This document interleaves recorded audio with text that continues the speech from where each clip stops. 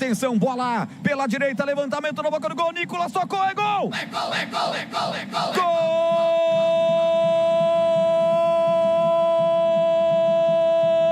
Gol do Paysandu!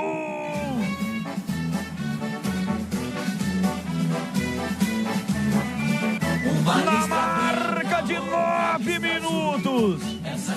Incrível o que acontece na Curuzu. Edilson cruza. A bola bate no zagueiro do Guarani.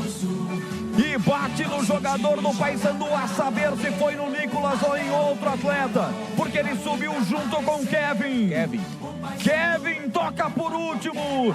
Kevin, lateral esquerdo. De Edilson, lateral direito, para Kevin, lateral esquerdo. No último toque foi dele sem querer, porque o zagueiro subiu.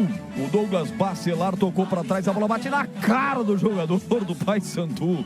Ele fez o gol sem querer, essa é a grande verdade. O Nicolas sim estava para fazer, mas Kevin foi para fazer de cara, de bochecha, uma bochechada fatal, letal.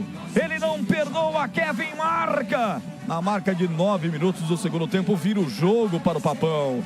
Incendeia Belém do Pará. 2 para o Paysandu, 1 para o Guarani. Gol de bochecha sem querer, vale também, Catarino? Claro que vale, gol de fuça. Rapaz, há muito tempo eu não vi um gol assim. O Douglas Bacelar tocou de cabeça, tava limpo ali para tirar, mas o Kevin tava atrás dele e a bola bateu no Kevin e entrou. Lógico, o gol dele do camisa 36. Que virada, que começo de segundo tempo do Paysandu. O Papão tá na frente agora, 2-1.